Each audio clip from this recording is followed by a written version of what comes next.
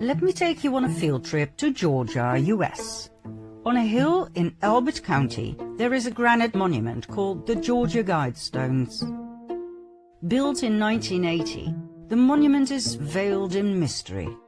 It was commissioned by a man who used the pseudonym R.C. Christian. He paid a handsome price, but insisted on remaining anonymous. The monument consists of 4 massive standing stones, 1 slab stone at the top, carried by a pillar stone, plus 1 explanatory stone. 2 things are captivating. First of all, the monument is an astronomical clock and calendar, focused on the sun, the moon, the equinoxes and the solstices. A hole was drilled in one of the stones, through which one can see the North Star. Secondly, the stones contain text, information about the future Earth and the era of reason. It is written in 8 modern languages. The shorter message is inscribed all around the top stone in 4 ancient languages: Babylonian, Classical Greek, Sanskrit, and Ancient Egyptian. This is the message. Maintain humanity under 500 million in perpetual balance with nature. Guide reproduction wisely, improving fitness and diversity.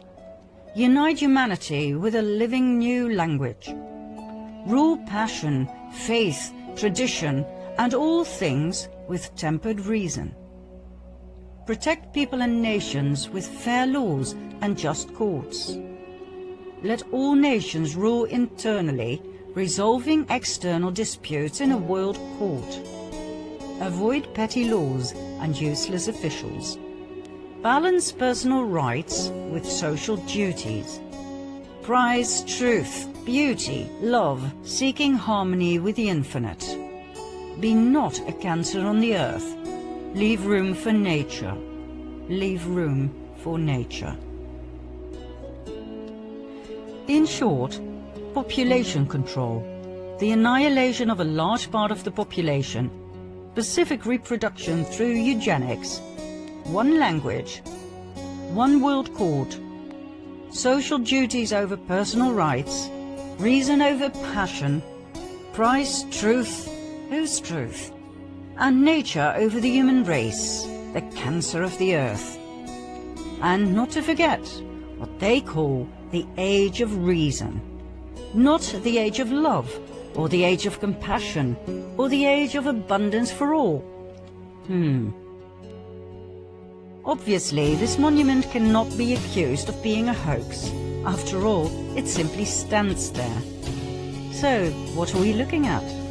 Who on earth was the mysterious Mr. Christian, who was willing to pay so much money for something so intricate and controversial?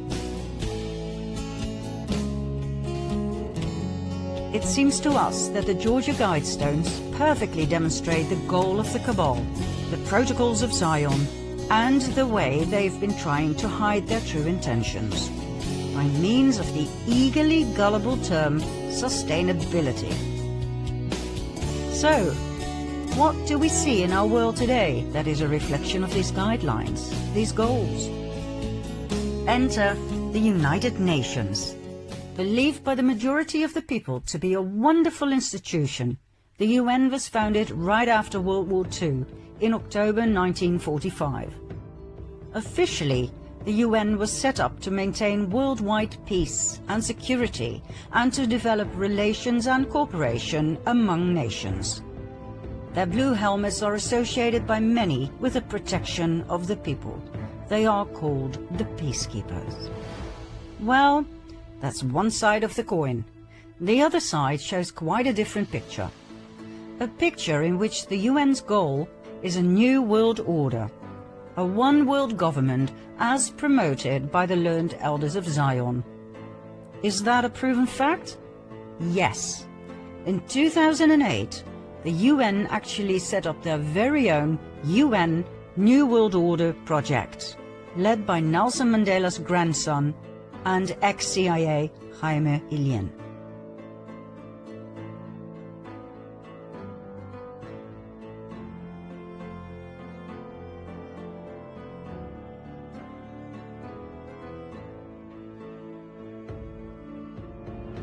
According to highly influential people like the presidents Bush Sr. and Bush Jr. and Gorbachev, the New World Order must be founded on the principle of collective security. And that is precisely where the UN comes in. The UN Blue Helmets can lawfully intervene whenever the UN believes a country is a danger to collective security. They can lawfully send an army and attack that country, like they did in the Korean War in 1950 and again in the Persian Gulf in 1990. Or they can lawfully send military missions to a country like in Sierra Leone from 1999 till 2006.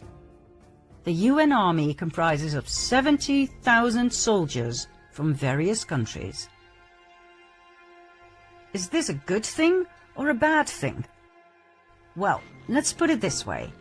Assuming that the intent was good, the outcome was often bad. Terrible, as a matter of fact, even shockingly horrific.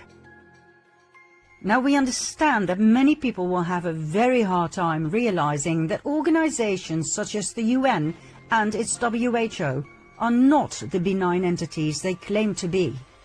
We understand the level of cognitive dissonance, of denial that we may trigger. But it is imperative to realize that both the UN and the WHO are cabal machines to the core. They hide behind a facade of beauty, but make no mistake, behind their mask, these entities are monsters. So, in order to deal with the myth of the peacekeepers, here are some facts that everybody needs to know. The UN has been involved with sexual exploitation and abuse for decades. There have been countless reports of sexual abuse, rape, women and child trafficking. When UN peacekeepers were stationed in Cambodia in 1993, the number of prostitutes rose from 6,000 to more than 25,000 in that year alone. The widespread use of prostitutes involved violent sexual abuse of girls.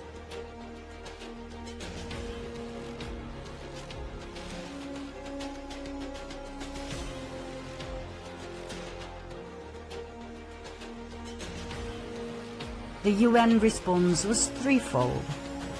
The head of mission declared it wasn't important enough to follow up on, and that boys will be boys. Mission leadership advised peacekeepers not to wear uniforms when visiting prostitutes or park UN vehicles directly outside. And an additional 800,000 condoms were shipped to Cambodia to prevent the spread of HIV. Ah well, 1993, that's a long time ago.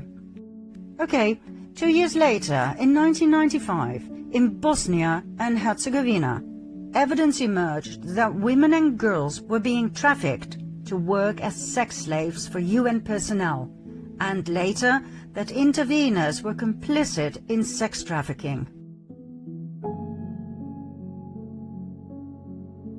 However, it took 6 years before the UN came forward with a statement, and only because of rising public attention.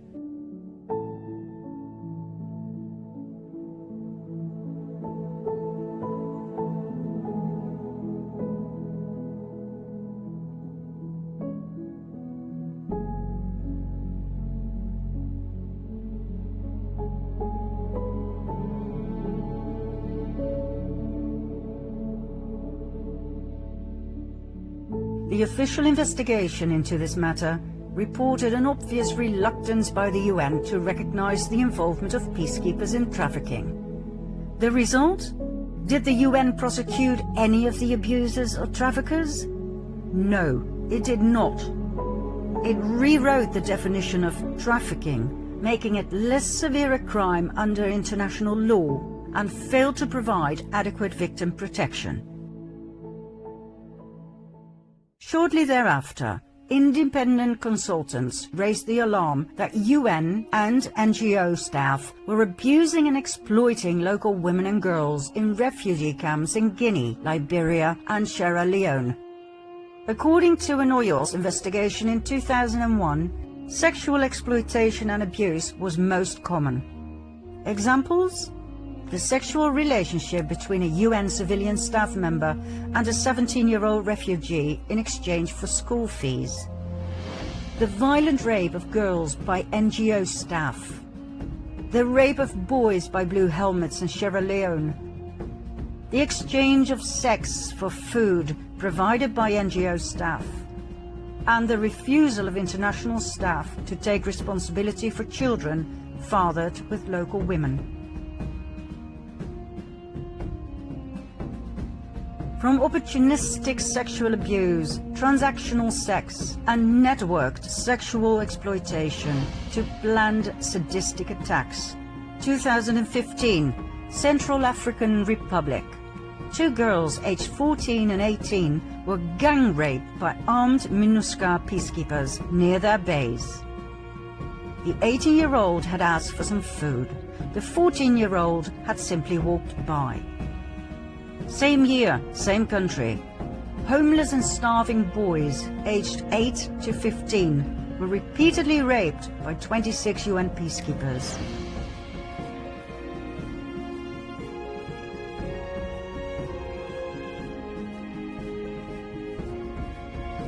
And UN peacekeepers randomly shot and killed a 16-year-old boy and his father and raped a 12-year-old girl. 2016, more than 108 additional cases were investigated, including the sexual abuse of 98 girls by international peacekeepers.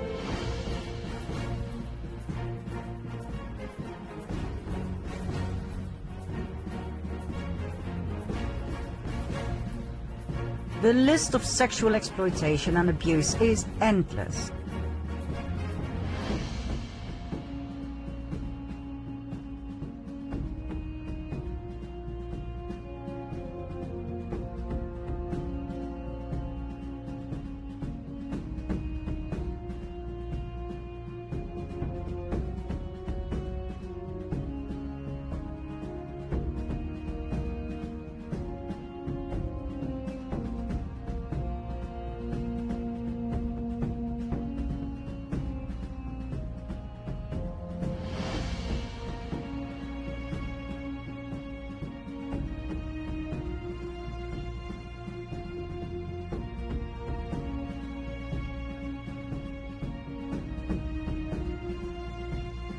In every single country, from Haiti to Somalia, to Rwanda and Liberia, where 58,000 women and girls were raped in the first 9 years of UN MIL, more of 75% by UN personnel.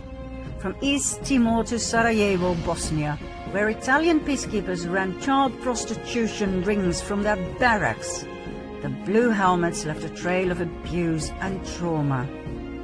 As one of the official reports so strikingly put it, many parts of the world where the UN was present were descending into chaos, if not hell, and arguably with the assistance of the UN.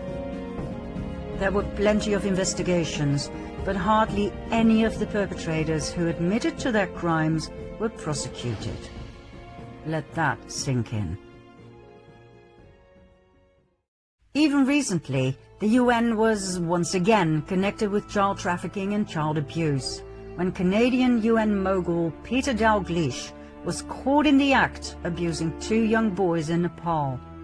He was sentenced to 9 years in prison. Up until his arrest in 2019, Dalglish had been presented as a saint, a protector of children. He was country representative for UN Habitat in Afghanistan. He truly was into children. He even set up Street Kids International to help homeless children. What a saint. What a great loss to our children. Oh, and the UN have more on their slate. Remember the war in former Yugoslavia from 1992 till 95? In July 95, the UN failed to protect the so-called safe area in the enclave of Srebrenica. Instead of protecting the Bosnian people who had fled there, the UN Dutch bat turned away. There was nothing they could do. They too had been betrayed at the highest level.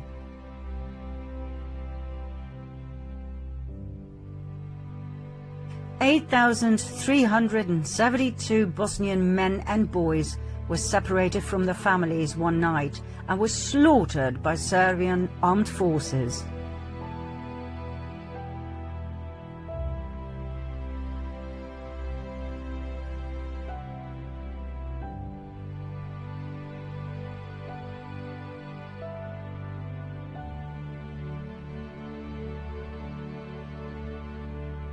More than 100,000 people were massacred in this useless war, mostly Bosnians.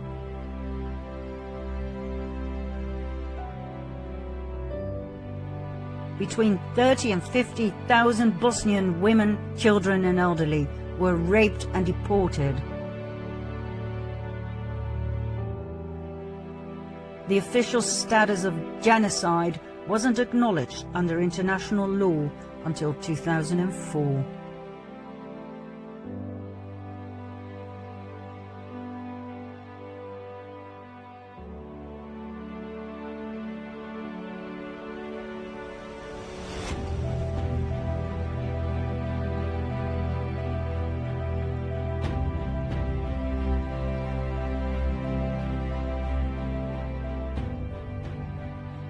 Back to the official mission of the UN, to turn this world into a better place.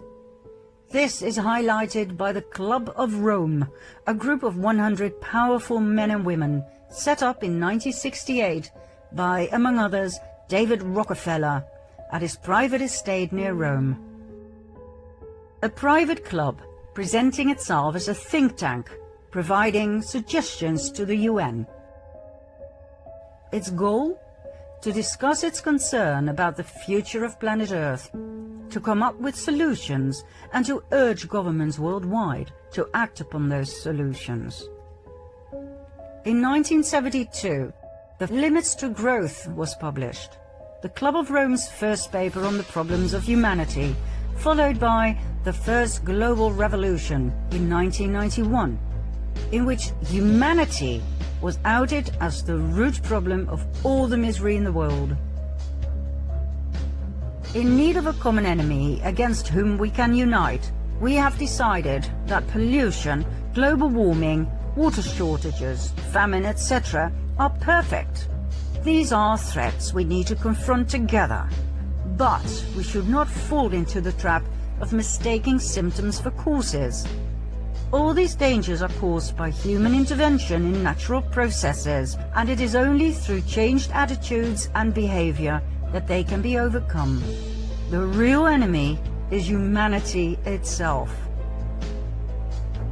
This, my friends, was the foundation of everything that was about to unfold.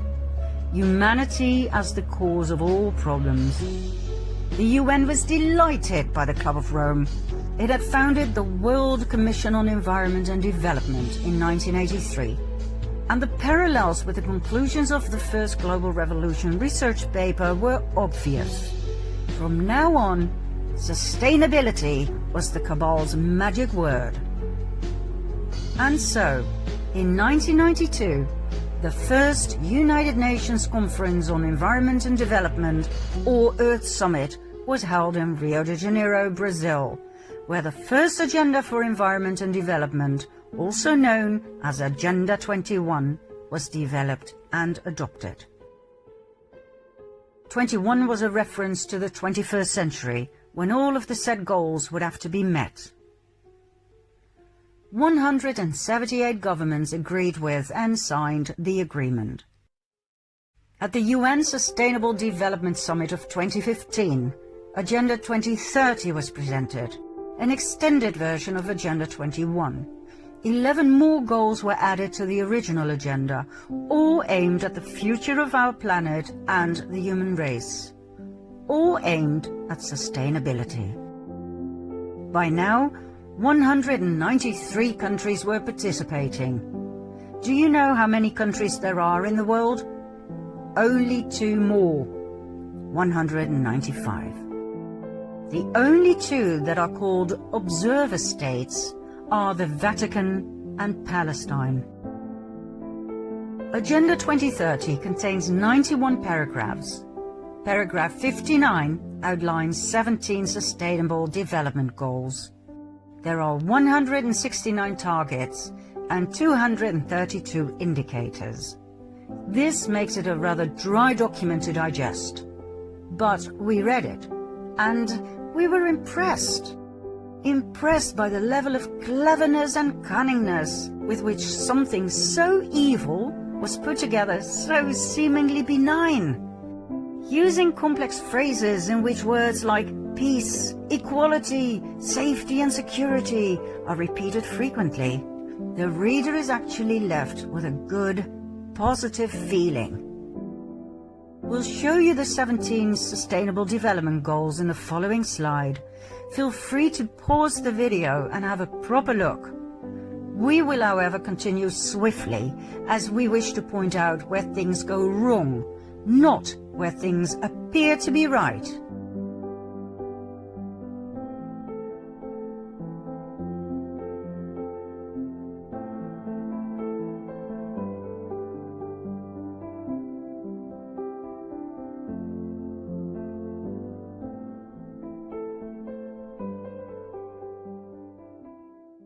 Let's face it, these goals are not feasible.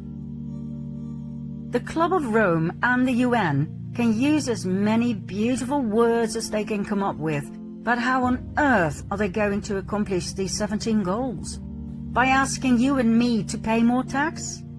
Think about it. Number 1, end poverty in all its forms everywhere. Really? How? The word sustainable is used 10 times. Why? To throw fairy dust into our eyes so that we don't see? So that we will willingly pay more tax? And more tax? And more? So that the world will be saved from us, the cancer of the earth? There is nothing sound about these 17 goals. There is no logic. Take goal number 7. Ensure access to affordable, reliable, sustainable and modern energy for all. How?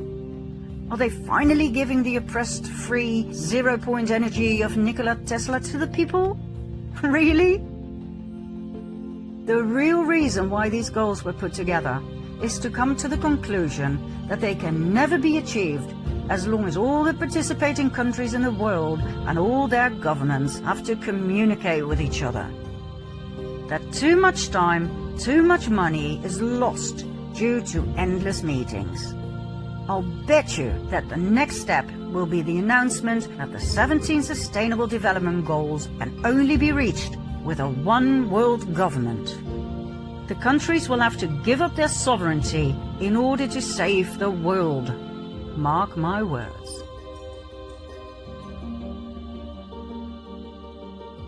The essence of the entire Agenda 2030 is socialist communistic. It describes equal distribution of goods and money, which sounds great, but which in fact means that the rich countries are to share their wealth with the poor countries. These poor countries are generally run by highly corrupted usurpers, dictators, such as Kenyatta of Kenya and Obiang of Papua New Guinea, or Xi Jinping of China. Are they going to share their wealth, their blood money, with their people? That sounds like a wonderful idea to get rid of poverty once and for all. Everybody would be rich in a split second. Let's take all the money from these corrupted governments, add to it the immense wealth of the Rothschilds, the Rockefellers, both the British and the Dutch royal families, and of course the Vatican. Let's redistribute that wealth among the world population. My, what a marvelous idea to end poverty once and for all. Well, no. The people will share with the people. So, in my case, the Dutch taxpayer will have to pay and share with the poor people of, in this example, New Guinea. Now don't get me wrong, I am for sharing, absolutely, but not according to the plans of the UN, where corrupt, malign governments remain unaffected. Read the paragraphs, the targets and indicators of Agenda 2030. Read them well, and you will see that the people will bleed, not the governments. Whenever governments talk about equality, you can rest assured that communism is involved, and they don't even hide it. Top globalists such as former NATO chief Javier Solana, a socialist, openly celebrate the plan as the next great leap forward. That's right, the old campaign slogan of the Chinese Communist Party.